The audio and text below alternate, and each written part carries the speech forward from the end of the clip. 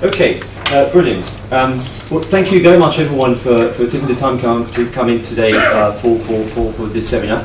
I understand there's rain outside, and and it's quite late in the day, so really I do appreciate that a lot. Last time I was here in September, the talk had a title that went along the lines of battle stations with a question mark. The geopolitics of Sino-Japanese relations in the East China Sea. And we ended up on a happy, sort of positive note, and I tried to be consistent and try to have a happy ending note in this one too. That said, it is perhaps important to start off by saying that in recent years, East Asian state actors, regional actors in this part of the world, embarked on a modernization process of their military that prompted many analysts the world over to ask if an arms race was in the making in this region. In fact, in 2012, the British think tank IISS, the International Institute for Strategic Studies, in its flagship publication, The Military Balance, for the first time pointed out that this part of the world was overtaking Western Europe in terms of military spending. Underpinning this idea among those who debate the potential coming up of an arms race is the notion of an action-reaction dynamic involving usually two actors having a specific operational focus and designed to address high level of tensions. So given this context, it seems no surprise that over the past year or so, growing Sino-Japanese tensions in the East China Sea concerning the sovereignty, disputed sovereignty over the Senkaku Gyautai Islands led experts to assess the extent to which the wider regional phenomenon of military modernization might contribute to set the two countries on a collision course.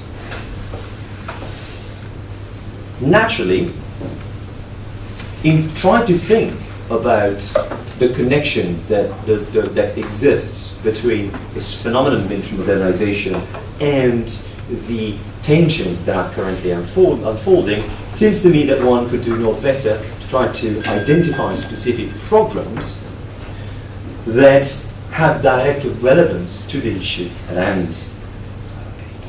And again, the aircraft carrier programs in China and Japan seem to me a good place to start off with. Especially because insofar as these kind of programs are concerned, especially the one that is at the moment undergoing in China and to a lesser extent here in Japan, attracted particular attention for their potential application not only in the case of the island disputes, but they could have actually far greater reaching repercussions, dealing with a reconfiguration of the distribution of power and power balance in this region. By the way, I will qualify, I just saw with the corner of my eye that there is someone in this room that is a lot more authoritative than I am on matters of Japanese CAD program, so I'll be careful because in principle one could make an argument that the Japanese don't have a CAD program. It's a destroyer, helicopter carrying destroyer program. You know, I'm happy to do this round of fight later on. For a question of simplicity, let's keep it like that. I think, however, that at a closer look, what at the surface might be judged as some sort of an arms race, when we look particularly from the perspective of the carrier programs, a closer examination reveals a degree of complexity that goes well beyond. In particular, these two programs, even though on the surface, given the present circumstances, they look as if they are locked into some sort of an action-reaction dynamics, in reality, they have very different journeys. But why Midway? What's this reference in the title and why carriers? Well, ever since the appearance of the first battleship of the class HMS Dreadnought in 1906, capital ships that are symptomatic of the nature and ambition of a country's navy, the main component, the punch, of the surface force defined the standard of naval power. In particular, in this case, all the battleships that were built after this one until the end of World War I were indeed dreadnought battleships. So in this case, the capital ship defined the way the standards of naval power were regarded. And the importance of the capital ship to the fleet and to naval operation is connected to the role it has in the decisive encounter, the decisive engagement, the so-called decisive battle. What are the key ways to gain sea control? The ultimate tactical goal at sea. A notion that was enshrined in battles like Trafalgar in November 1805, at Tsushima, or Nihonkai Gaisen, as it is known in Japan in 1905, or in other battles like Midway itself. Now, in the 20th century, the pursuit of the decisive battle, or the preparation for such an encounter, in a fashion similar to Trafalgar, became one of the primary tactical objectives of force planners across the globe. Simply put, the best way to prepare for the next war is by trying to create the conditions for you to gain that kind of superiority. And rather than wasting time and wait around, trying to get the enemy out, you blow them out of the water, done and dusted, good day, happy days. Now, again, the 1905 Battle of Tsushima, 100 years after Trafalgar, sort of consolidated this idea that concentrating on the pursuit of sea control, like trying to draw your enemy out, was the best way to prepare for combat at sea.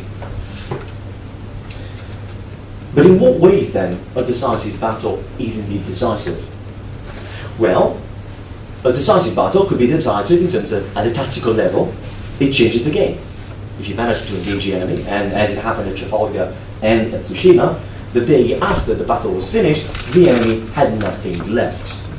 So tactically speaking, you were in control of the situation. In other cases, arguably Midway was perhaps slightly more falling into this category, the battle is not as tactically decisive as in other cases, and the contemporaries are those that can't see that tactical sort of change is in place, but they might contribute to significantly alter the strategic picture by means of changing the balance. And Trafalgar and Midway stands as case in point, Trafalgar and Tsushima stand as case in point in the former, and Midway the latter, respectively. So within this intellectual framework, the role of carriers came to replace during World War II what the battleship had been up until that point. The capital ship, as World War II unfolded, particularly in the Pacific, became the carrier. Surface fleets engagements continued during World War II indeed. If you look at the Atlantic, if you look at components in the Mediterranean, surface fleet engagements remained the main way combat at sea unfolded. However, the potential of a carrier group in terms of firepower and possibility to achieve sea control against an opposing force led to the consolidation of this change. The reach of a carrier battle group was far beyond any surface vessel. And since the early stages of the Cold War, all the way down to President Bartlett in the American TV drama The West Wing, the question, where are the carriers, encapsulated the centrality of this platform to modern naval warfare.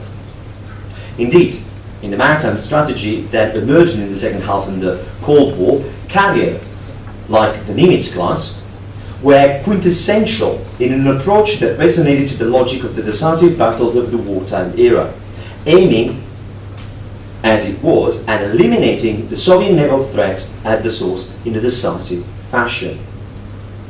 Of course, this does not mean that carriers in their role of capital ships weren't challenged during this period. In the 1970s, the idea of a sea control ship, a smaller platform carrying helicopters, to perform ASW duties was considered by some as a more financially viable alternative to carriers. Indeed, eventually many navies today features CCVs, DDH, that draw their intellectual origins in that phenomenon.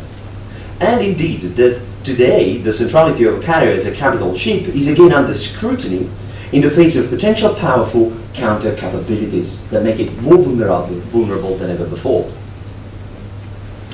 But that is when it comes down to wartime and preparation for war. One should not assume that a capital ship is just for the preparation of a decisive battle. Make no mistake, military men prepare for the highest end of the warfighting spectrum. But that doesn't mean that the centrality of this platform does not allow them to perform different duties in peacetime.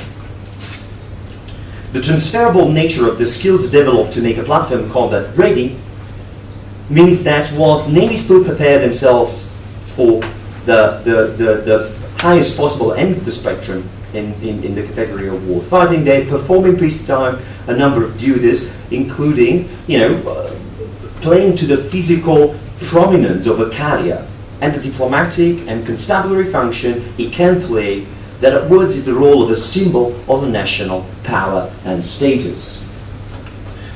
I'll give you a quick example. In 2005, for the 200 years celebration of the Battle of Trafalgar, there was a big international gathering, a big international fleet review, and one of the fundamental issues that had to be dealt with was who's going to have the largest ship around.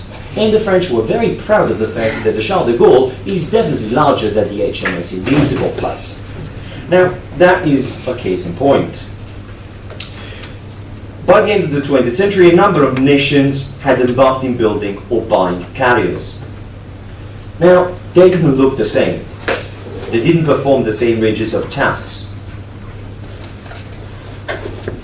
At the very heart, their realization, the pursuit of these carrier programs pertain to a specific war-fighting task to fulfill, with the US Navy standing at the top of the end of the spectrum, with carriers that were to offer the superiority implicit in the notion of the decisive battle. Other navies, like the Italian, the Spanish, had developed variation of the sea control ships. By the way, I'm not putting the British in that category because history goes that the Invincible class was the sort of like, the Cinderella sister of the aborted carrier program of 1966 that never came around. So it doesn't draw its origin into the sea control type of idea. It's a slightly different concept altogether. Others, like Brazil and Thailand, had carriers that perhaps were less maintained for high-intensity warfare and more for peacetime duties. So with this in mind, where do Japan and China stand in this? From my point of view, and as you can see, that's what I was talking about. You end up with very different concepts altogether, depending on the specific characteristics, the specific the specifications that the organization is pursuing. That doesn't make the idea of the decisive battle as central to the development or the war-fighting capability. It just means that in peacetime you have different applications of this. All right. Okay. Brilliant. Thank you. So, what about Japan? Well, Japan's post-war history into capital development. It's something that had something of a very long journey. A journey that starts pretty much in 1956, when the shape of the Navy was decided out of very limited functions that the Japan Maritime Self-Defense Force, by the way, just let's clear it up, because JMSDF or Japan Maritime Self-Defense Force is very long, I would just go for Japanese Navy, because from a functional point of view, a ship that is painted grey with guns and missiles on it does, it's a ship, it's it's a naval vessel, right? If it's painted white, then it's a different story. Emphasis at the beginning was relatively limited, as I said, up until really the second half of the 50s. The duties that the maritime self-defense forces have to perform are duties that are primarily related to coastal defense, home water defense, and support to the army in terms of moving troops around the archipelago. However, it is worth noting that the ambition of the Japanese Navy was always to try to develop a component that would be able to carry out the protection of convoy escort at sea. One of the components that during World War II had come out as a serious drawback in terms of capabilities within the Imperial Japanese Navy. For that reason, as of 1959, when time was coming up for a revision of the existing, or what was then the one of the build-up programs, there was a consideration within the Maritime Staff Office to present a request for an 11,000-ton CVH, a helicopter-carrying cruiser, which would have been equipped with AHSS-2 anti-submarine helicopters to be built with American aid. Notwithstanding the JMSDF's intent to pursue these capabilities, eventually the solution was opted out for both budgetary as well as sort of range and reach of Japanese defense policy. It was only in 1967 that a plan was approved for the JMSDF to acquire a DDH, a helicopter carrying destroyer. Mind you, by then technology had made it possible to fix on smaller ships, on destroyers, to carry on helicopters and having them performing duties from there. More crucially, for the first time, the JMSDF were given the possibility to perform sort of basic escort. Yeah, no, that's for the next slide. I know I clicked too early. Were given the possibility to conduct convoy escort along the southeast and the southwest route up to 500 nautical miles. Within that idea, they were allowed to increase the sort of the ASW capacity of the fleet by integrating within it 4 helicopter-carrying destroyers. What became then a few years later the Haruna class, the first of 2 ships, that then was followed by a second batch. Up until really the end of the Cold War, that remained the core sort of set of rules by which JMSDF was operating. Of course, there is an intermediate shift in the 80s when, after Prime Minister Suzuki's pledge to protect the sea lanes of communication up to 1,000 nautical miles from Japanese shore, the fundamental idea of possessing an ASW helicopter-carrying center flotilla to perform ASW duties and protect convoys against potential harassment by the Soviet naval assets in the Pacific was one of the center stones of Japanese defense policy. Mind you, by the 80s, it became also an important, if not fundamentally crucial asset in managing the US-Japan relation. Particularly because by taking on the duties of protecting the sea lanes and the approaches in the East China Sea and the Sea of Japan, effectively the Japanese Navy was taking on a role that was complementary to that of the United States Navy. In the lingo of the day, that was the famous theory of the shield and the spear, with Japan shielding East Asian, Western Pacific waters, and the United States providing the mighty punch. In the 1990s, this comes to a change.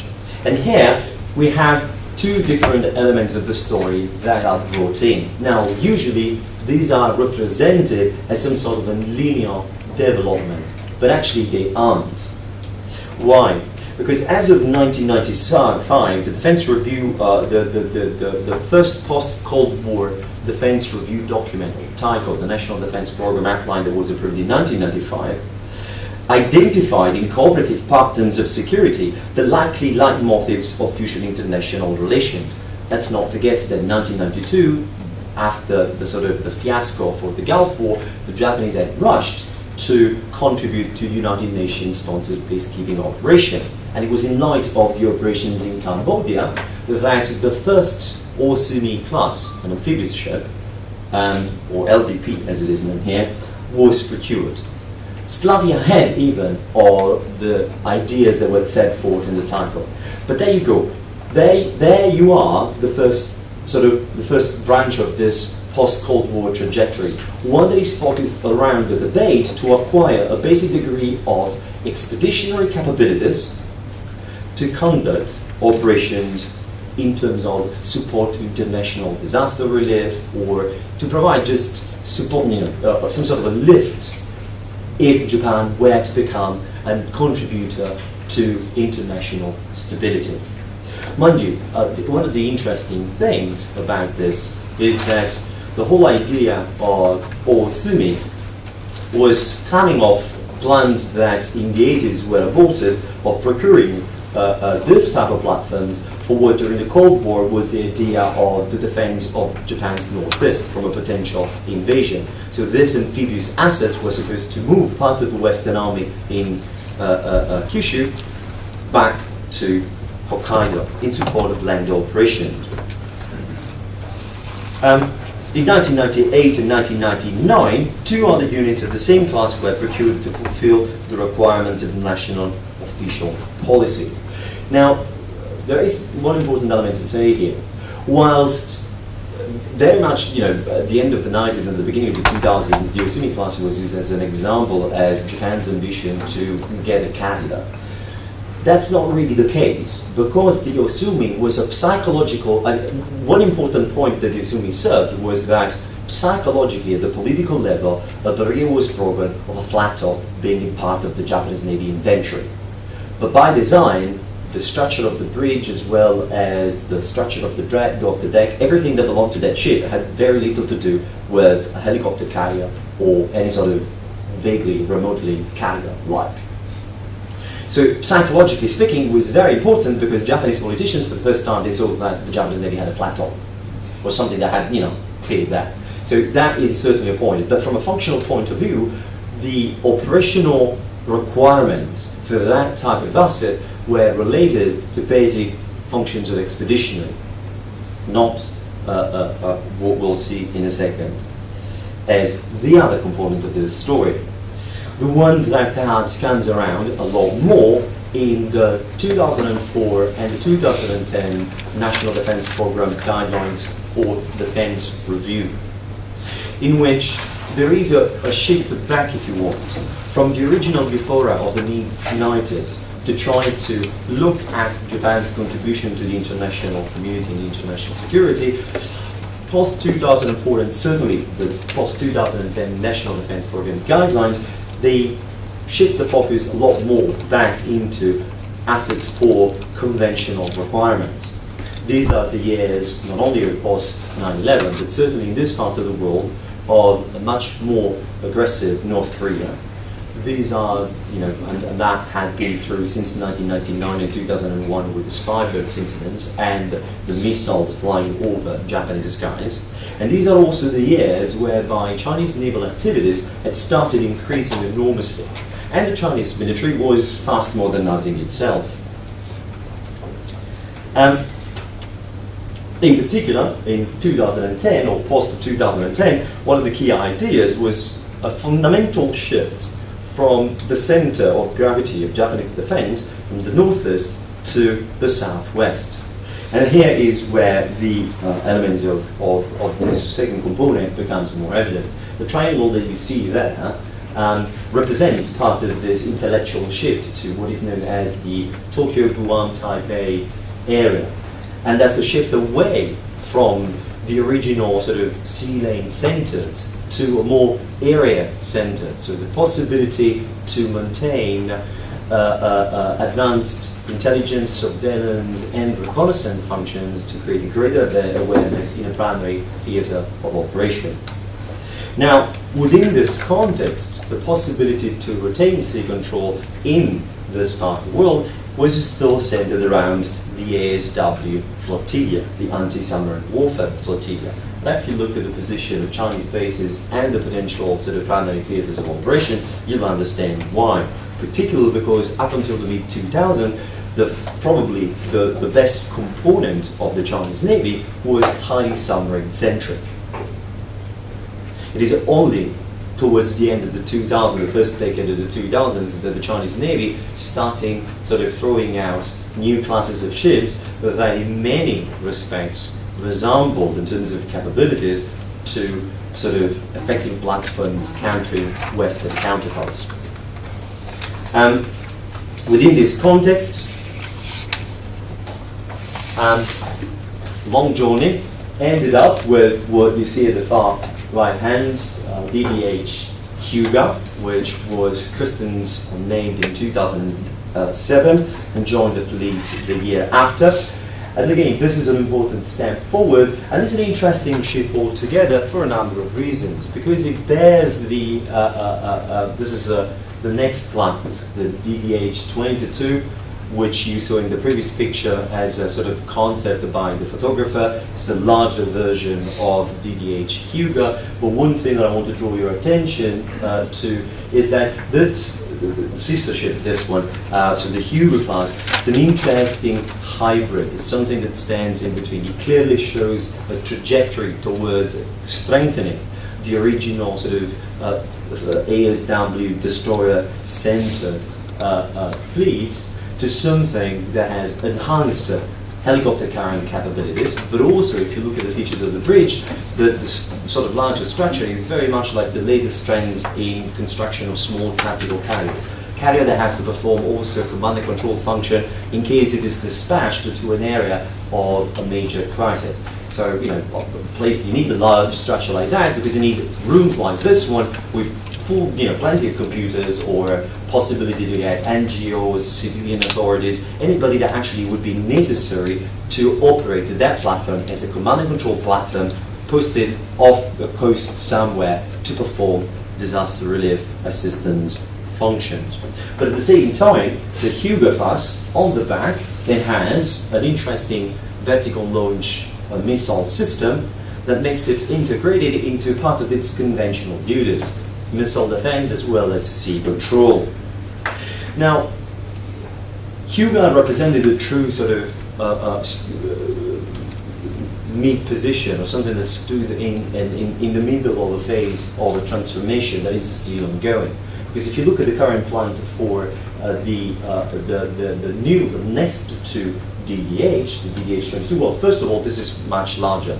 And even though it is nominally 19,000, a little less than 20,000 ton displacement, eventually fully loaded is almost 27,000.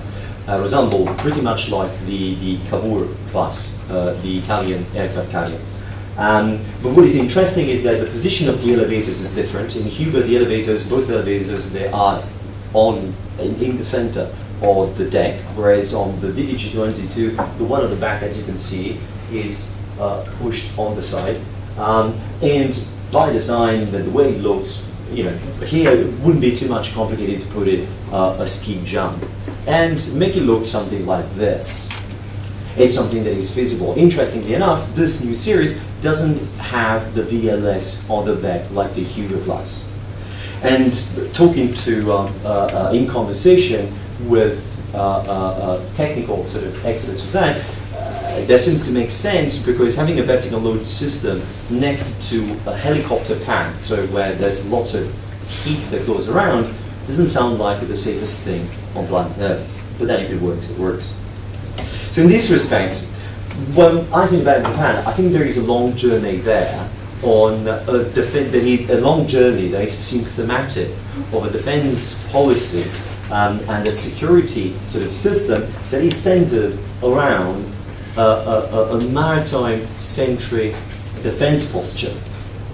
And certainly, only in the most recent times, particularly insofar as the next generation of DDH, the 22 DDH that you see there is a growing sense of the potential functions that this class of ships would perform in the case of situation like the Senkaku Island. While that is true, what is more important is that that journey is not the beginning and the end. It encompasses one of the functions that this type of ships is designed to do. But what about China? Insofar as China is concerned, yeah. That's fine. You know, the Chinese Navy is a lot shorter, really. I mean, there's not much you can say about it. You know, there's only one, and it barely floats. There's just so much I can do out of one ship, honestly. The interesting point about it is that the debate on the Chinese carrier program is nowadays an almost permanent feature of international affairs. I remember the New York Times editorial on the 1st of January 2011, so it's the first day of the year, and you know, if this is symptomatic of anything that you should expect coming up in news, was half of it was about how carrier in the Chinese Navy would change life the way we know it. Certainly it did for the poor chap that helped having the first aircraft taking off, because he died at the end of it. Chinese generals too often speak of the importance of China to have at least one. A nation cannot become a great power without having an aircraft carrier, according to many Chinese senior generals. Admiral Liu Huaqing, one of the sort of architects of the intellectual foundations of the Chinese Navy today, back in the 80s, is reportedly believed to have lobbied incredibly for the Chinese Navy to have access to a carrier program. From his point of view, this would have been essential for operation within China's immediate vicinities, particularly in reference of a Taiwan scenario.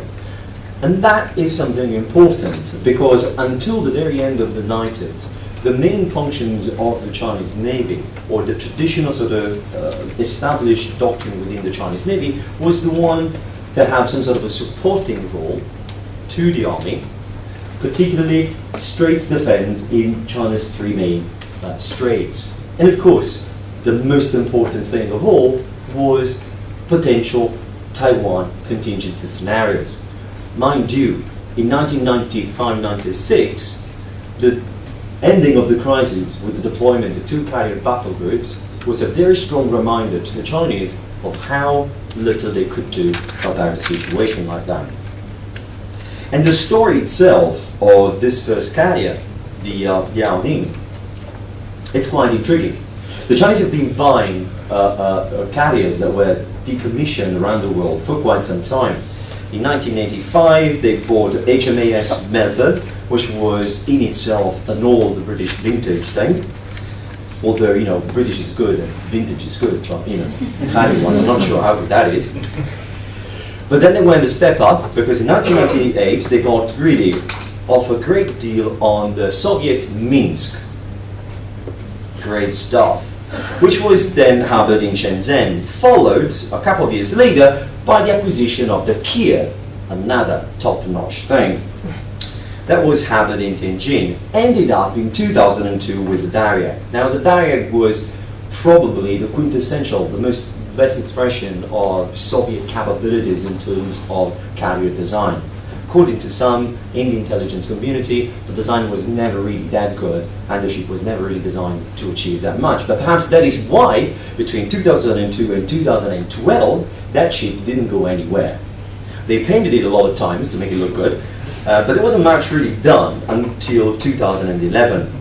What I find is interesting is that insofar as navies are concerned, especially when it comes down to capital ships, names do matter. When you name a ship like, you know, Yamato, it's like, yeah, baby, you know, we're all behind it, right? You want to have something like, you know, well, HMS Queen Elizabeth, that's you know, Dreadnought, you know, proper sort of Anglo-Saxon name. Names do matter because they tell us something about the role and the symbolic value of that ship. Remember what I mentioned, that in peacetime, ships do perform important diplomatic duties. And it is interesting that in the Chinese case, the original idea, or the name that was circulated, was that of Shi Lang, famous admiral that had beaten the hell out of the Taiwanese during the Ming Dynasty times. Eventually, they called it something else, the Liaoning, which is the name of the province where the Dalian dockyards are located. When you start naming ships after places like cities, it's because you really are trying to make a point and make people happy locally. Now, there is a narrative that over time has been built that the carrier will serve an evolving strategy that is moving away from the original Straits defense and getting into what is known as the first and second island chain, or what is known also the near seas defense, depending on the interpretation, or the A2AD in the current sort of American Pentagon lingo. The fundamental point being, I'm overrun and I've got a minute to go. And I think that is an important point to keep in mind, because in operations within the two main theaters of primary interest in China at the moment, the East and the South China Sea, the carrier might perform a supportive role, especially in limited conflict scenario in terms of providing air support. However, if this were to happen tomorrow, nothing will really come around it, because the stages at the moment the carrier project is developing are pretty much, where the Italians were in the 70s. And, we are not really a benchmark in that respect. Now, what is interesting about it is that in December we've seen a certain sort of positive development with the first takeoff, landing of two fighters, and we know ever since 2004 that there is a new narrative in the Chinese official sort of political spheres. In 2004, Hu Jintao spoke of the new historic missions of the PLA, and Xi Jinping last year reminded the Chinese soldiers that they should prepare themselves for war fighting. Now, some would say that this is symptomatic of an aspiration, an ambition. I think it's a wake-up call. An organization that is getting delivery of important assets has to start thinking like a world-class professional force.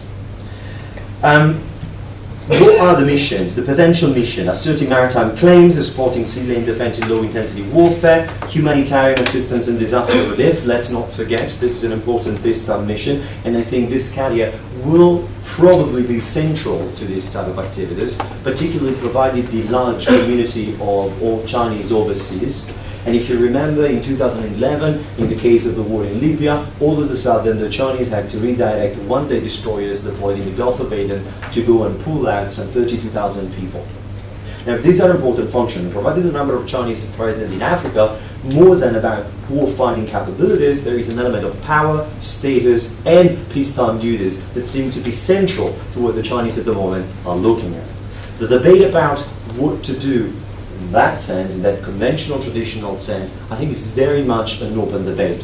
But without a clear definition of a substantial idea, it will be difficult for the organization to settle down on an appropriate doctrine. So what are the conclusions of all of this? First of all, I think when we look at the carrier program, we do get a slight sense of the differences between China and Japan. And I'm not so sure that what we're looking at the moment is a new arms race. But definitely, the past year and a half provided the political context in terms of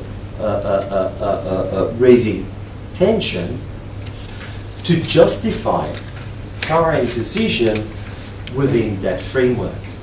But I don't think that it started off like that. And if the political situation were to change, I'm not so sure they will continue that way.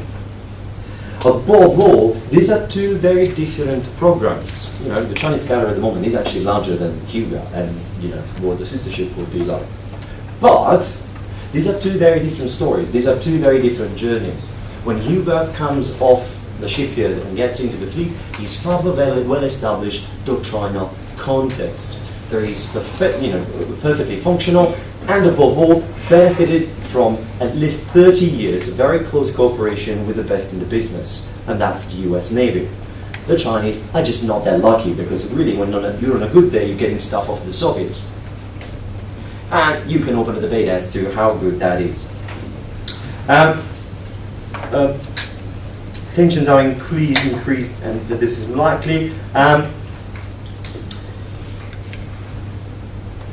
if this were to say something, I think it should remind us that despite the rhetoric, in the inflammatory rhetoric of last year, when we settle down and we look at the specifics of the programs, if these programs are symptomatic of the entire organization, or at least of a substantial core component of it, it means that the sort of potential for escalation towards war is limited.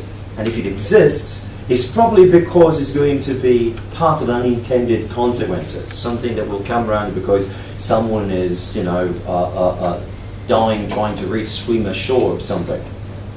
It is not that the existing trends will be making it possible within a short period of time to have tension escalating. That doesn't mean that it will not happen. It might happen still. But when we look at the programs, I think one should have a moment of pause and think about that. And so I'll finish off on Admiral Tolber's words. I'm quite intriguing, this. Heaven gives the crown of victory to those only who by habitual preparation win without fighting, and at the same time forthwith deprives of that crown those who, content with one success, give themselves up to the ease of peace. Preparation is central to military organization, but it is the skills that are developed out of that continued preparation that, at the very least in one of these two cases, aren't necessarily there. Now, whether that will make the organization in question, the Chinese Navy, a defensive organization that is willing to take risks to achieve localized temporary advantages, I don't know, but I think that is open to debate. But in this respect, perhaps Stolber is right when they say that the ancients well say, tighten your helmet strings in the hour of victory. And on these happy notes, I leave it to the question time.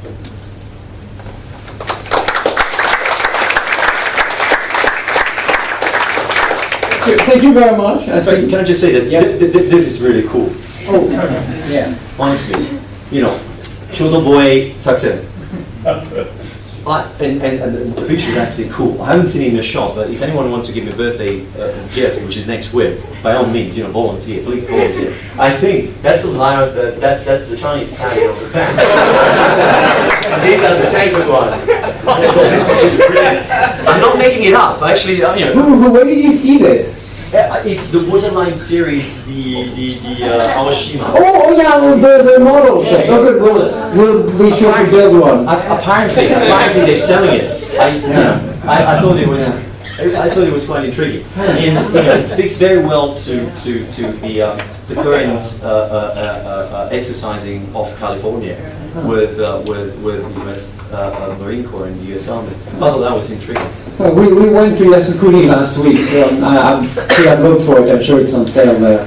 I think you have a very good point about the importance of names given to ships or to cities. There's a movie about a duel between a German and Soviet sniper in Stalingrad. You may have seen it. And the actor who plays Nikita Khrushchev is lecturing the political commissars, and he says, they're defending Stalingrad, and he adds, I don't have to remind you that this city is named after the boss, and we'll get into trouble if we don't defend it. I'll ask the first question, since I control the mic. Not C control, but mic control. Should we look at the Japanese naval programs in isolation, or should we look to them and how they complement the US, Japan, potentially combined forces in case of conflict, in other words? Well, I think that's definitely the case. I mean, defense policy in Japan is still the same. One of the pillars is still the US-Japan alliance, and that is unlikely to change. The extent to which, however, here the key problem, and I suppose last year's tensions around the islands brought about an important question. A question that revolves around what are the situations within which we shouldn't expect the United States to come and help us out. And in that respect, I think this is an important question that perhaps this is the first time that it's been properly asked. So I suppose that in the near future, and I'm pretty sure that in in the new defense review, the new National Defense Program guidelines, there will be some sort of a reflection of the this growing sense and necessity to consider, to review part of the Japanese defense posture, not only as complementary, but also within that complementarity, to what extent they have to expand and extend their own capabilities to perform duties within which the United States is not expected to intervene. Thank you. Okay, for our first questions, just identify yourself in case Alessio doesn't know you. Martin Kölling, journalist with the German financial daily Handelsblatt. I wonder a little bit about how important aircraft carriers really still are. I mean, one submarine and the whole fleet is gone basically, and or a cruise missile and the ship is done too. China has the capabilities basically to shoot them down, maybe shoot the aircraft carriers down.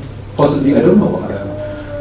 Maybe. I think this is But the question really is how important are aircraft carriers these days in I think warfare? that question depends on where you're asking it. I mean, here in the East Asian context. Right. Well, even in this context, I suppose that there are different answers to it. Now, I completely agree with you that one of the trends at the moment is a proper, a vigorous debate as to, what's the future of a carrier.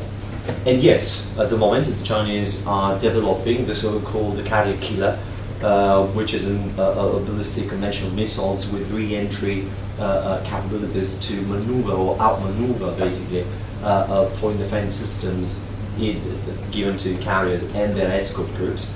So there is a debate at the moment. However, while it is certainly a potentially important threat that would make a carrier a lot more vulnerable, I think the jury is still out. There's an issue on the Journal of Strategic Studies of 4 or 5 months back, which published articles on the two sides of this story. Some scientists that, or some political analysts that supported the case that the Chinese actually have already these capabilities and the threat is real, and the group of scientists that were saying like, well, not really, we're not really quite there yet. That said, a word of caution. This has always been the case. That the story looking back of carriers from World War II up until now being unchallenged actually is far from being the truth. Truth is that the carrier has always been a very potentially vulnerable asset. And even without the carrier killer missile, any submariner will tell you that ASW is not an exact science. It's not that you are in the US Navy and you are in the middle of your defensive ring and you are safe from anything else. Ask the Koreans. So, and certainly a carrier makes it for a large target, but that kind of problem, or the existence of yet a new countermeasure to a carrier, shouldn't be the reason why we start thinking that the carrier is obsolete, because the threat to carriers always existed. The question is how threatful it is and the extent to which that threat made that kind of platform redundant. Now, at this stage, the carrier still performs a number of fundamental functions. If anything, when you've got 90,000 tons of steel or 100,000 tons of steel and lots of firepower on it, you can do lots of things. Really, seriously. And there's not that many countries that have the type of capabilities to seriously question the relevance of their platform. Also, the way warfare is developing, warfare is always, by definition, asymmetrical. So if you're in a position of strength, whoever is looking at you as your primary peer competitor will try to develop asymmetric capabilities to reduce the effectiveness of your systems and make it more vulnerable. That's a basic logic of warfare, right? So in this respect, I guess the problem is to what extent investing into individual capabilities that make a carrier vulnerable in itself makes the carrier and the effects that it can deliver into an integrated system with other ships and other capabilities, irrelevant. That, honestly, I think the jury is still out. So in this part of the world, does it make sense? It certainly makes it one level. Let me put it this way, from a European perspective, anyone who's buying carrier today, it seems like they're spending a huge amount of money for something that is not really sure, right? But that's because in Europe, we're really running short of money on anything. Really, you know, we're running on a string of a ship quite literally. Yeah, definitely. And, you know, in the UK, we have a big debate as to 1 or 2 Queen Elizabeth carriers, and then we forget that we might not have the money to buy the planes. So, you know, there's a tension there. And so for us, that kind of debate is different. I think here, because of the conventional nature of certain duties that are very modern, I think that debate is still relevant. And when I look, for example, at Hyuga and the sister class, this is a type of ship that perform conventional and, you know, sort of like a standard sea control function, but also important sort of peacetime duties. As I say, as a command and control function. Now, we might have a debate as to whether it is worth spending so much money into a very large sort of command and control post. You know, but at that point, we can open a debate about anything else. That said, the more important point is not just the carrier. I was using this as an example, but how the carrier fits into the wider context of the military modernization process. So it's not just about the carrier, but how the carrier is complemented by a number of other projects that all together give you an idea of trends in defense. So all together, it seems to me that the Japanese, for example, have an important submarine program, which has been there for donkey's age, and is probably one of the single most important assets within the fleet. They are renewing other capabilities. They are considering the introduction of other capabilities, including drones, F-35, so the Ministry of Defense tell us. So taken all together, it seems to me that makes sense. In this respect, in the Chinese case, it's a slightly more complicated picture, first of all, because in itself, the military is a much larger organization. Second of all, problem of bureaucratic politics that affects all militaries worldwide. You know, if you ask the Royal Navy, the worst enemy, well, yeah, it is the Royal Air Force, more than anything else, right? Even today, it's always been the case, all jokes aside.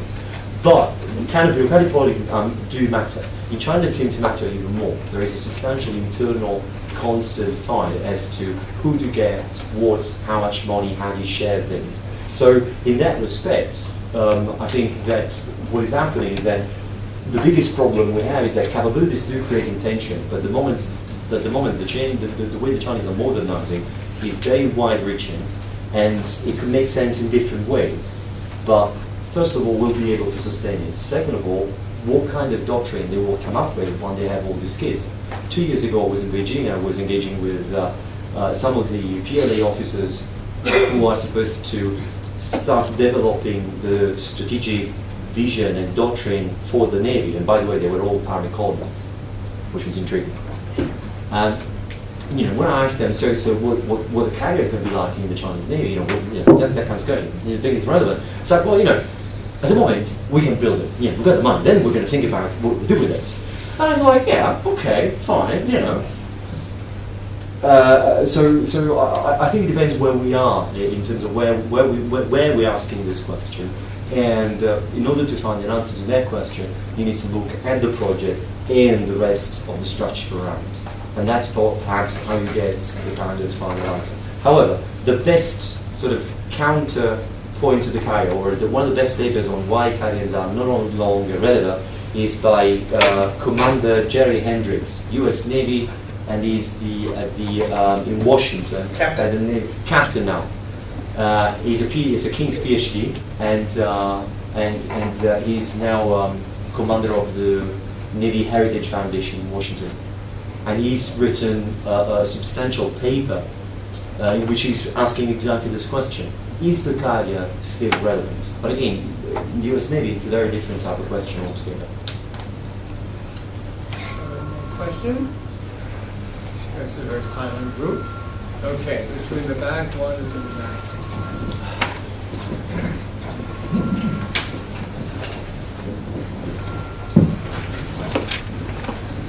Tim Marable of Herbert Smith, a British law firm.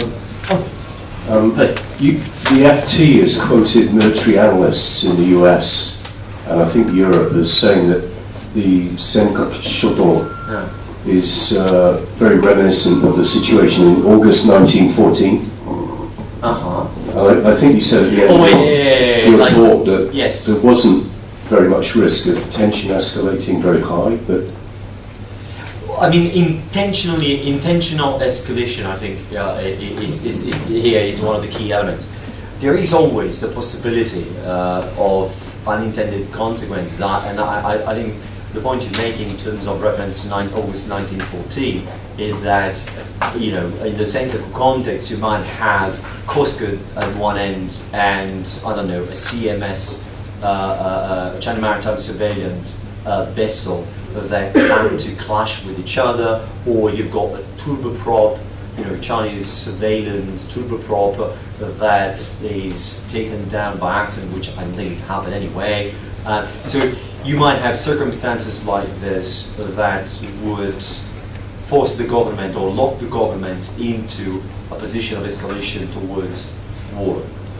Yes, that's definitely an option, but how likely it is? I think today is a lot less likely than it was a few months back. I think that what happened last year was, for the vast majority, a domestically generated problem due to the political transition in Japan and China. China was last year undergoing a major, decade-long power shift.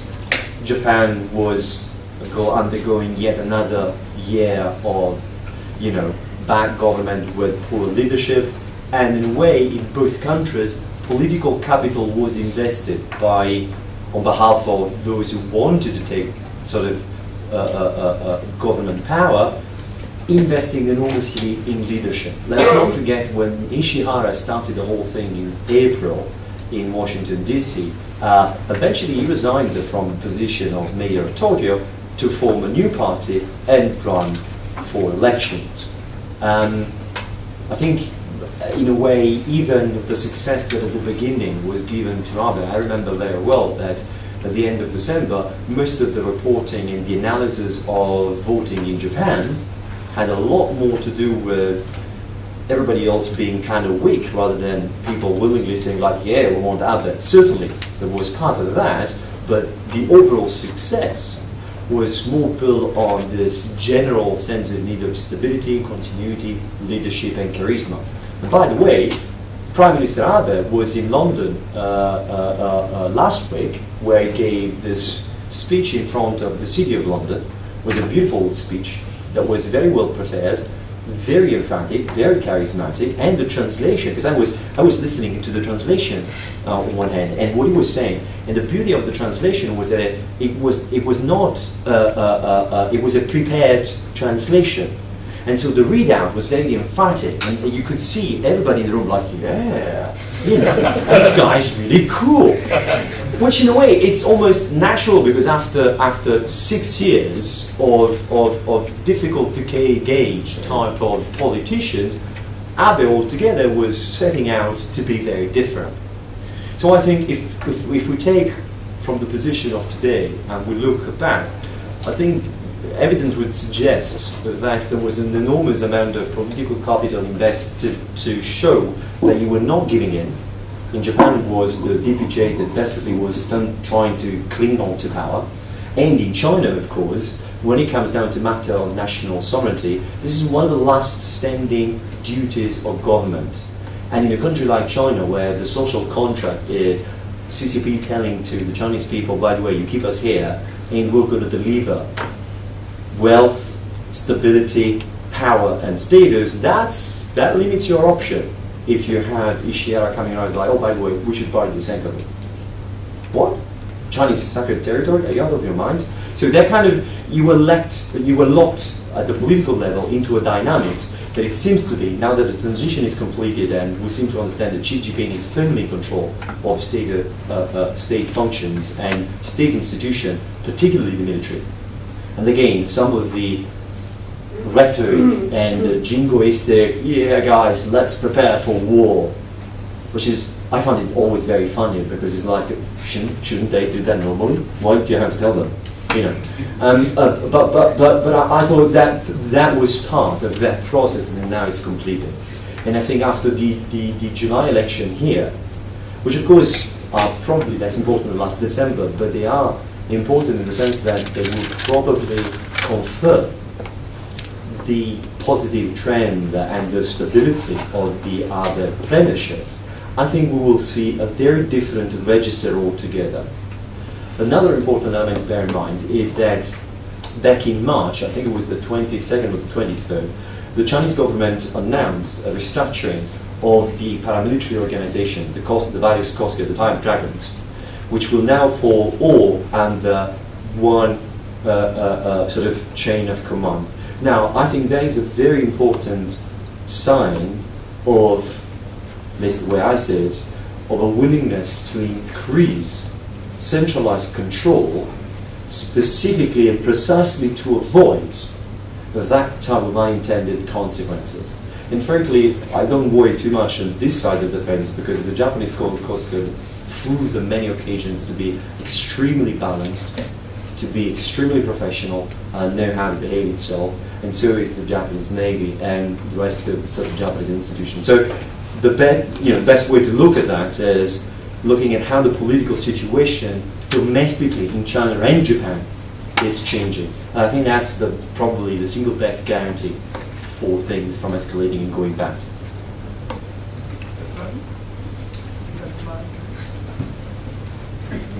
Thanks. Llewellyn Hughes, and given we're talking about aircraft carriers and I work at George Washington University, I thought I'd probably ask a question.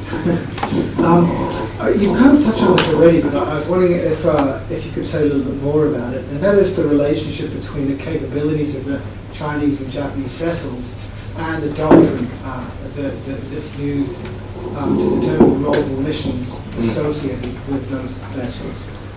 If we remove the US-Japan alliance off the table, just to kind of get a bottom line or do some kind of thought experiment, if you could tell us what you think the likely role and missions of each of these each of these class of ships are in the next 10 years, and if you think that the capability of either of those gives them the ability to stop the others carrying out that role and mission. Well, there is definitely a lot more than in the past. An aspect of mutually engaging and looking at each other. So in that respect, yes, I think you're absolutely right. In years to come, there will be taking into account, respectively, the other as a potential peer competitor. However, when we look at I think one important element in the story is that, hold on, I'm getting there. Right, there we go. From a geography point of view, it depends really very much what you want to do, right? So, from the point of view of geography, the Japanese archipelago does have sort of advantageous position altogether. So, in terms of assets, capabilities and doctrine, the Japanese developed, in the Cold War, the whole idea of containing the Soviet fleet. Now it's been sort of transformed and adapted to be applicable to a large extent also to the East China Sea. Additional duties and missions are the ones for offshore islands defense and some of the strengthening of capabilities, particularly in terms of working between the Army and the Navy, and therefore creating a framework of training and cooperation with the United States to increase interoperability in this respect. So all of this, it seems they have to be falling within a standard trajectory. Now, insofar as Japan is concerned, I think it is important at this stage to make a point that Japanese security interests do not start and end with China. So one of the substantial differences is that for the past 20 years, one of the key problems within the Japanese defense establishment is how to pursue conventional capabilities whilst at the same time incrementing the use of these capabilities or introducing new capabilities to increase Japan's international profile and contribution to missions outside the context of this part of the world. And I have in mind, on the back of my mind right now, the mission in the Gulf of Aden for the conduct of anti-piracy, and that's just the beginning. You know, our contribution to humanitarian assistance and disaster relief. That's why I think that Hyuga itself is a very interesting project altogether, because if you want, it's got also a little bit of a touch of schizophrenia, if you want, because it's a very conventional platform, heavily charged with combat system and weapons, including a VLS. Say, for example, you take the Cavour, which is the closest you get, and pretty much came online at the same time. It doesn't have any of those features, right? Because the context is different. So you have a sense of very high intensity warfare, but at the same time, it is incorporated in its design capabilities to perform duties that have less to do with the standard conventional sort of duties and tasks that a platform at that time would have performed. Insofar as China is concerned, the question there is slightly different. I think at the moment, to be perfectly honest, I think they're just building lots of things. They are at a stage where they're testing out how to find standardized sets of capabilities, which is a first stage of evolution. See, the Japanese Navy, like many modern sort of developed countries or advanced military organizations, they're at a stage where the individual, it's not a problem of developing the individual branches, but also is how to maximize their effectiveness, right? I think insofar as the Chinese are concerned, what is interesting that until very recently, only last year, they standardized the design of their destroyers. Otherwise, they would have classes of 2 ships, and they'll move on to something else. Also, in terms of fleet structure and organization, they are less divided by structural organization, so fleet organization, and more as group of ships. Mostly probably because of logistics and maintenance and the very nature of the separated sort of distribution of the bases themselves. So at this stage, certainly, there are a number of missions that they are entrusted with, and I suppose that the ones operating sort of in the littoral sphere, in the East and the South China Sea, particularly in the South China Sea, I think, is where they probably are putting the best of their thinking process. Because in the East China Sea, other than very limited type of scenarios, say parachuting commandos on the Senkaku Islands, which I don't think would happen anyway, but other than that, having a fist fight, even a limited nature, with the Japanese Navy or the Japanese military, it wouldn't necessarily end up well for them. On the other hand, even if you have one carrier that kind of works, you might have a very different sort of table altogether against the Philippines or Vietnam. So depending on where you're looking at, I think, in the case of China, it's very difficult. First of all, because raw data about official doctrine and official sort of strategic debate is not necessarily clear. Even if you go to China, there's a number of different centers that are contributing to the debate, but you don't really know who is the most influential and at the end of the day, who actually draws this from. So that's one limitation. And in the case of Japan, it's slightly different. We have much more information. Second of all, the development stage is not really quite there. So in that respect, yeah, surely, they're probably calculating the Japanese as part of their peer competitors. To what extent does that translate into a professional, sort of efficient, effective organization? I don't think that's that clear. Because it's very much the sort of early stages of a development. That said, I think the sort of the other question connected to your question is, to what extent is not legitimate for a country to operate according lines of peer competitor sort of gauging to develop its own sort of defense policy. So in this respect, that's open to debate. I think all countries have the right to think according to their ambitions, and I think in this respect, one of the problems with China is that the moment that they start thinking about their ambitions, they risk to upset everybody else. So that kind of like puts an emphasis on the actual sort of realities of it. But the realities of it is that there are contrasting ideas, there are contrasting opinions, And the Navy, after all, is a relatively small organization in a very large organization. So that it has to negotiate its roles and functions with many others. One thing for sure, I think what is happening in the Gulf of Aden with the Chinese Navy is interesting, because now they're part of the NAVFOR efforts, where they are joined in, even though when they arrived first they didn't want to. And I think the European Union and both NATO and the European component present there were very important in helping the Chinese change their minds in the way they're conducting the type of operation. And certainly sort of peacetime missions like the ones I mentioned earlier on concerning the looking after Chinese national overseas, which is an increasingly larger community, and one that matters enormously, because that's how the CCP turns around to its own people and says, look, you know, we're pulling out our people out of Libya. So this is perhaps the context. It's very much sort of pocket areas, so to speak.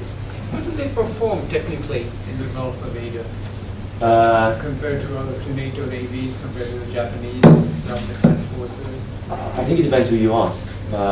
People in the private sector, like the private security sector, they'll tell you that up until the Chinese started operating with NAVFOR, so last year I think it is, yes, the people in the private sector who were responsible for charting private security sort of contractors on board the ships, they would say that people were very happy to sign up with the Russians and the Chinese because they were kind of relaxed on the rules of engagement, especially the Russians. If you're escorted by the Russians, you're sure that nobody's coming at you because they're going to start shooting at everybody. Anything. But you know, private security sector is you know, they have their own views about things, and of course they operate on risk assessment, so it's a different approach. If you ask to NAVFOR commanders or people at Northwood, they'll tell you they perform in a very professional fashion, like everybody else. But then again, I think I think there was a learning process, and definitely now, if they're performing together with the rest of the international community, it is because they meet the required standards, I would guess. I'm going to follow with the Japanese as they have asked many questions. Good point of view. Sato-san and then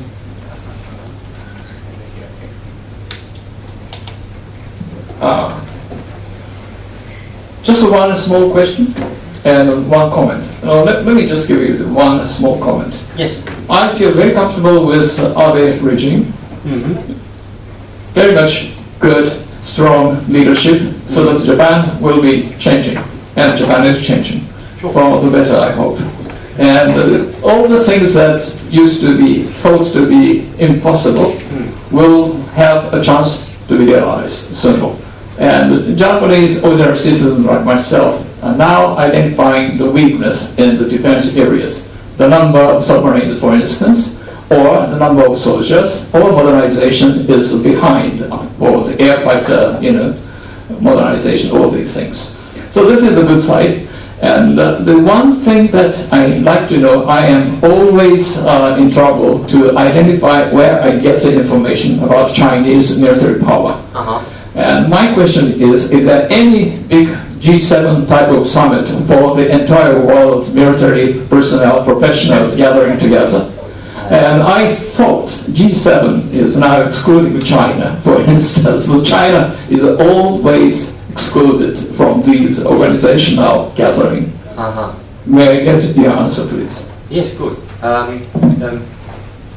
Well, one place where definitely there is a very large contribution in terms of military and defense institutions across this region in the widest possible sense, and Asia in a very large understanding, well beyond Asia as a matter of fact, is the Shangri-La Dialogue. The Shangri-La Dialogue that was created about 10 years ago and sponsored by IISS. Depends on the years, and not always substantial things come around. But there, for example, this year the Chinese were with a very large delegation. They spoke in a very frank and candid fashion about issues related to the South China Sea or the East China Sea. Now, let me put a caveat on this. there is a problem. One of the fundamental problems with the interactions with the PLA, in my experience, and by talking to professionals who engage with them on a regular basis, is that you always live in the doubt that those who are coming to all these gatherings are gatekeepers or like, you know, are intermediary type of people. They're not actually the operationals. They're not those who run and man the organization. There is just so much, right? They're there to deliver ideas, to deliver a line, but you don't know if by engaging with them, you're actually getting something out of it. And that's for the multilateral context. Bilateral speaking, there are certainly occasions by which there is a degree of confidence in how you visits or things of the like, or observers to exercises. So this is a slightly different dimension, and I think insofar as China is concerned, perhaps the best stuff comes when you engage with this at the bilateral level. Certainly in multilateral contexts, they tend to come in large groups, but they tend to come to deliver ideas, not to engage with the others. And one of the interesting things is that I was talking to one of the organizers of the Shangri-La dialogue. You know, it's always very difficult to, whereas you've got countries like Japan, the United States, the EU, Thailand, Vietnam, they tend to be systematically committed to it. They turn around and say like, yeah, we're coming, you know. The defense minister is going to be there, or like, I don't know, PACOM commander is going to be there, you know, happy days. With the Chinese, they know because this friend of mine was there in March, we were there in China together. In one of his missions, or his core mission, was to get the Chinese to commit to the Shanghai dialogue. He said, like, the second day into the negotiations with the Chinese, we're having dinner together, he looks at me and he goes, look, I said, like, so, where are we? I was like, low. And it's like, go figure. You know, I'm really trying hard, but whether they come, you know, whether they're coming, how they're coming, it entirely depends on them. And there's this element of creating some sort of an aura of ambiguity around which, whether they're going to be committing to something or not. Mind you, at that point, that's where the opinions kind of split.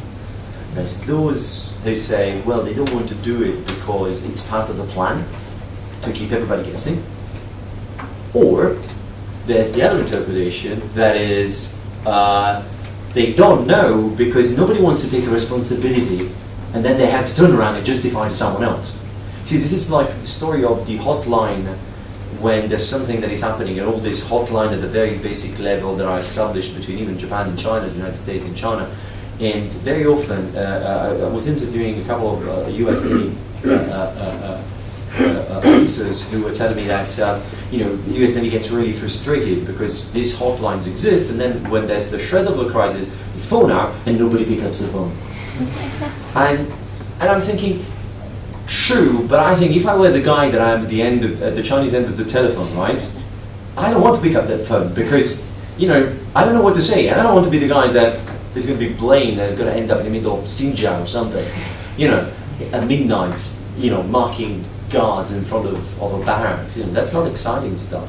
So there's always a problem there in China of engaging with China, whereby you have a 50-50 chance to see whatever it is that they're doing in terms of engagement with them, whether it is a professional multilateral context or bilateral, right? A 50-50 chance that they have a plan not to be that transparent because it's good for them. It might well be just that there is intrinsic internal vulnerabilities and preoccupations within the system by which engaging with you is less important than if I got blamed for doing it. And that is an important sort of difference. Mind you, many bureaucratic institutions operate along those standards. So, you know, I suppose the Chinese in this respect are not particularly different from other organizations. So that is part of the problem of engaging multilaterally, very important, but the experience is that it's very difficult to get very much out of it. And even if you were to do it, I suppose that you would have still a question hanging about it, so why they're doing it. Are they doing it because they genuinely want to commit, or they're just coming there to deliver a line, make a speech, and slightly avoid each other? and that's it. Unfortunately, we are still at this level, and that's the frustrating component, I think, of underpinning this aspect of the equation. There's a question there. Oh, sorry. Yeah, I'm Masahiro Taniguchi from the Office of Japan Disaster Relief Team. And, yeah, and then you mentioned the disaster relief, but I want to ask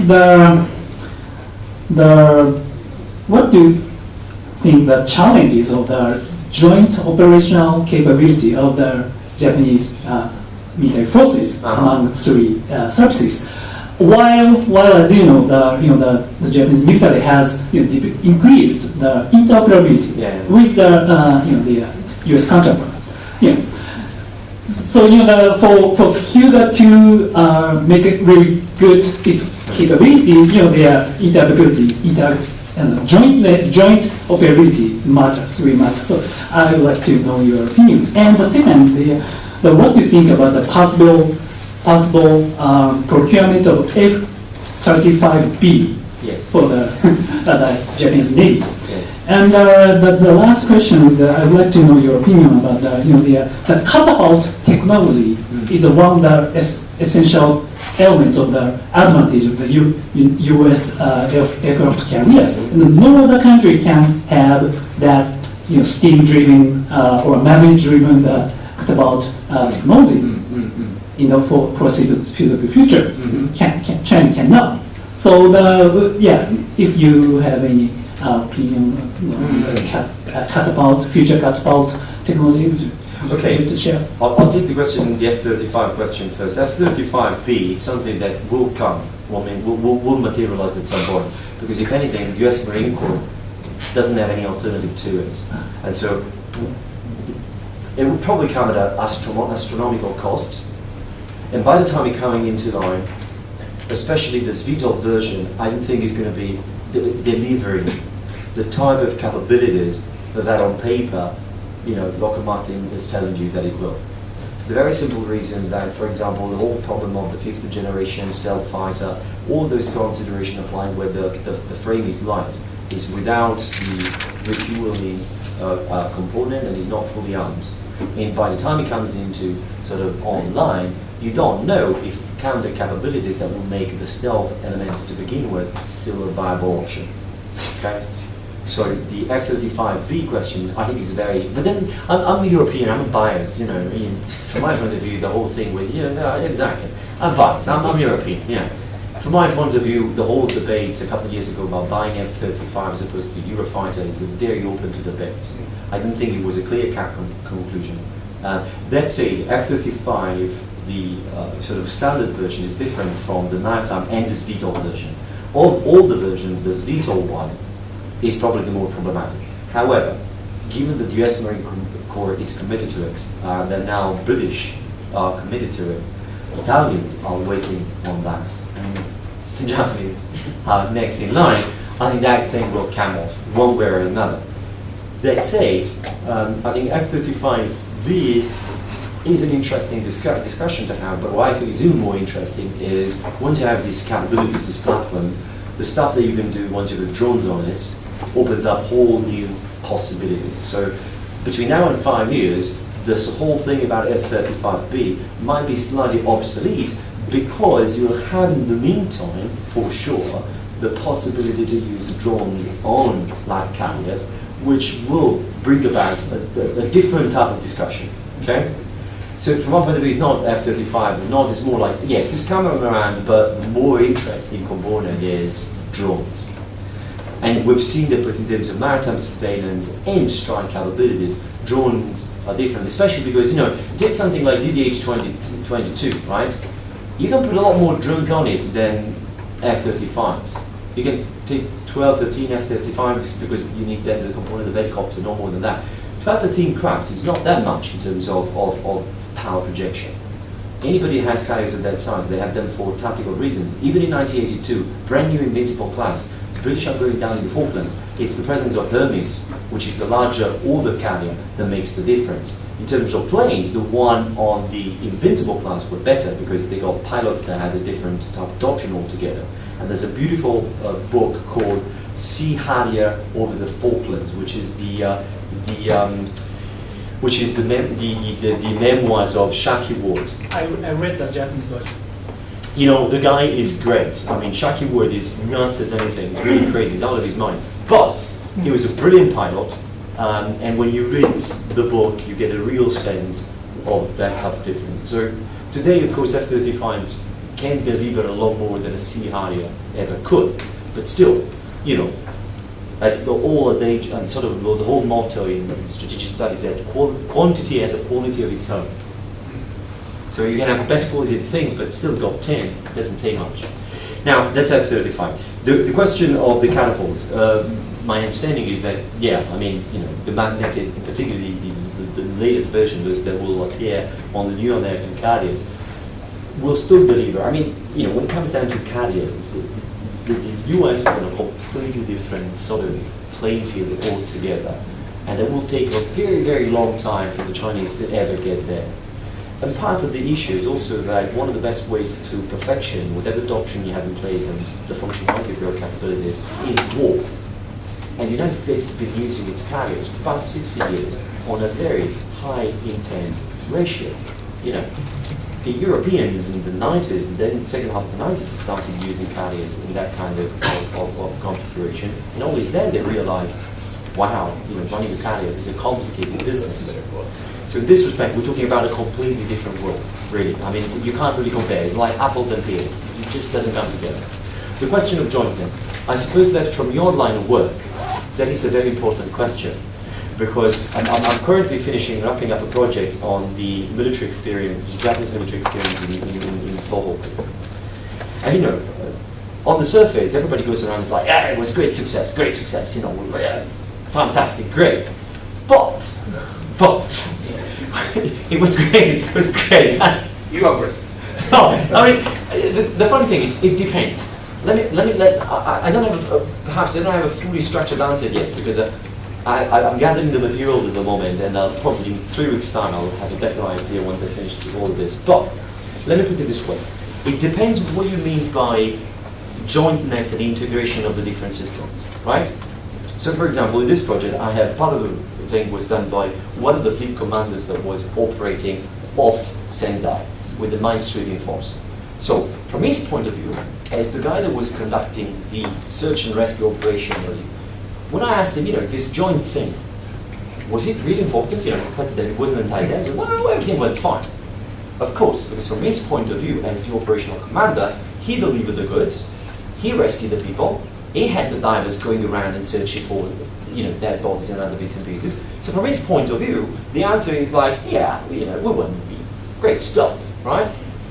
But when you ask, for example, to the ground self-defense forces, in the fact that they had problems in organizing, for example, and communicating with the US military, trying to have them providing their amphibious capacity to deliver goods and other bits and pieces, the lack of communication, right, at the tactical level was a problem. The thing that I thought was interesting is that within Kimizuka, General Kimizuka's command, right, the operational aspects were not under his control. We're all back to the three services. Now, the three services were communicating with the forces deployed, right? And through the internal system, they were relaying information back to Ichigaya. And Ichigaya then was contributing and shifting the information around to Kimizuka for the common picture, right? That is a bit complicated. To what extent they should improve that? I think many have realized that was a half full, half empty glass. And there were things that didn't work out fine. I mean, some lessons were confirmed, right? Like, for example, the fact that the Japanese Navy could communicate better with the US Navy than with everybody else. You know, they were all, you know, like, yeah, everything is doing just fine. You know, jointness, yeah, very well. You know, we were talking to the Americans, we're good. But the fact that, you know, General Kimizuka didn't know what the mine-sweeping component was doing of them, other than kind of third-hand information, that's open to debate. As I said, it depends very much on the type of operator you're talking about. I think, however, that overall, despite what's been said superficially, that everything was good, and I suppose part of it is because the self-defense forces story in Tohoku is a good story. It's a happy story. But at the same time, I think there is that, because it was a happy story, there is a tendency to look at the good. beneath the surface, the people I've been talking to over the past few days, they realized that there were a number of shortcomings and drawbacks, and this is very much a story that has to be dealt with. At the same time, I suppose, I think the legitimate question is, how is it possible, for example, that ever since 2004, when the first time ground self-defense forces went to Iraq, and they realized that tactical gear wasn't compatible, so they had to start buying cell phones to talk to each other or wait for new radio kits with the Navy, because the Navy delivered them to there. That was just a transport operation. You can always argue and say, why did you learn it from them? That there was an issue there. Certainly. But I suppose today the framework is very different. In the past couple of years I noticed that within the Japanese military there is a growing sense of the seriousness of the tasks they have to perform. So there is also a commitment to trying to address shortcomings as they come around. And I think, for example, the exercise in California, in which they're going with the army and they're doing together, you know, Marines, Army, Navy, and then Japanese Army. I think that is a very important sign that there are things that are changing. But then, you know, Japan, like China in this respect, is kind of a bureaucratic place as well. So the moment you have to start discussing, you know, jointness, you have to involve hundreds of people, and everybody is very worried about their own little niche and, you know, feudal sort of thing. So it takes a little bit of time. But in terms of jointness, you're absolutely right. The experience of Tohoku is a perfect example of story that is good and bad at the same time. There are elements of the story in terms of mission, and one question is, there are some missions that are probably going to be performed in this country mostly by one service, which justifies part of the intellectual resistance to change. However, in a wider sense, the organizations seem to have taken on board the point that there is a need to change, and as opposed to situations in the past, my impression is that they actually try to endeavor within the budgetary and bureaucratic constraints to implement them. Whether that is good enough, that's a different story. There was a question Well, over I there. think we very briefly, just for half a second, could you go over this? Yeah. I don't know if it's so brief. But Well, if you can make it brief. right, so my name is Roland Löffli from the University of Munich, and my question is if there is a theory of the offense-defense balance in modern naval affairs. So may I continue? Well, we've gone over it, so that, you know, just... Okay. So the offense-defense balance refers to the question if it's easier to conquer territory or if it's easier to defend territory. So to go into more detail, would it be possible to distinguish offensive naval capabilities from defensive naval capabilities, and if the maritime geography favors defense or offense? So if it would favor defense, it might be futile to even think about engineering offensive military doctrines, for instance. I think there's a whole bunch of literature on why military organizations tend always doctrinally to focus on offensive doctrines, and you know, I refer back to that kind of literature for the reasons why military organizations go for offensive, tendentially towards offensive doctrines. That said, I think the logic of whether it makes sense or not is true, but to an extent, because otherwise, you know, Germany should have not gone to war in 1914 as they did if everybody was like rational and logical. You know, at the same time, the Italians in 1939 went to war on the wing, say like, well, you know, the Germans look really good. Let's go with that. You know, yeah, let's do that. Even though we knew that ever since 1937, the majority of the capabilities and the money for national capitalism had been dragged down into armed operations in Africa, right? So there's an element of limits of how rationality, or how you define rationality. What looks rational to you and me does not look rational to a person that is in a room and is looking at a map in a different way. There are still differences between the defensive and offensive capabilities, and in general, yes, it is true that the defense sort of operations tend to, I mean, defensive operations are always in a sort of a situation of advantage, right? But it depends very much on the context and the circumstances. We're talking about the context of the Senkaku. It depends on the scenario you're looking at. The Senkaku scenario, because it's the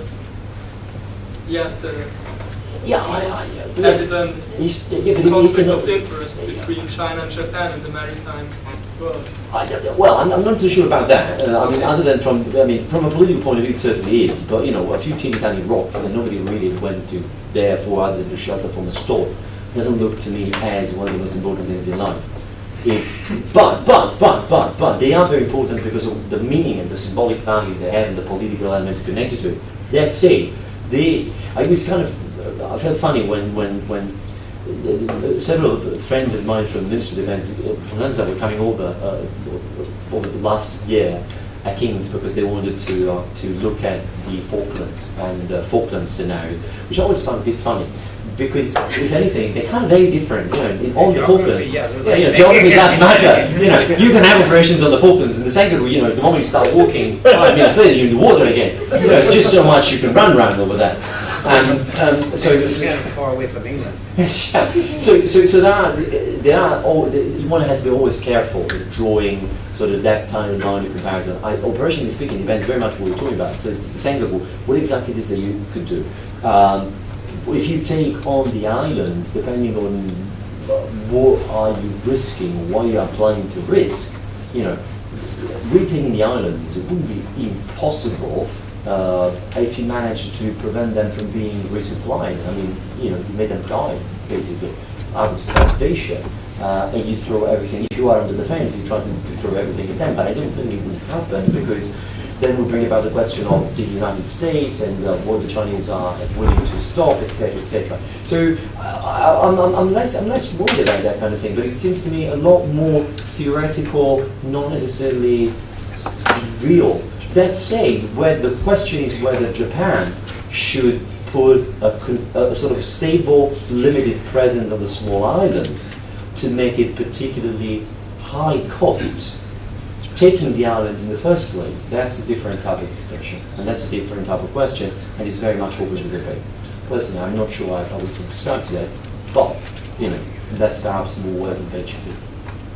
But I think you're right in emphasizing that you can't look at it in isolation. Yes, exactly. In other words, whether you're thinking about attacking the Senkaku Daoyu or defending them, it doesn't end with either defeat or victory in the theater of the Senkakus. I mean, this thing has enormous growth potential, as they say in business.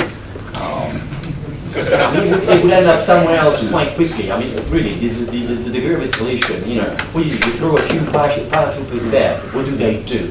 Do you leave them there? Do you plan on airdropping, food and logistics until the end of times? And what do they do? I mean, honestly, again, we're talking about a place, the islands are very tiny. It's not a vacation resort. It's like, they're standing, they're taking the sun. So I think it's a relatively complex thing, particularly because the United States is tied to Japan in terms of the security and the defense of the archipelago.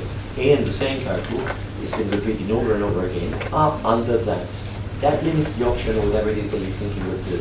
And I don't think anybody in China is that stupid to think that they would throw everything away they've done so far just over the islands and so on. Not right now. From the political point of view, I think there is a control in China to have a narrative that save the face and save the day. Save the face and save the day. Well, you've done more than save the face and save the day. This has been an outstanding presentation. I'm sorry to have rushed you. We always emphasize that there's a lot of Q&A.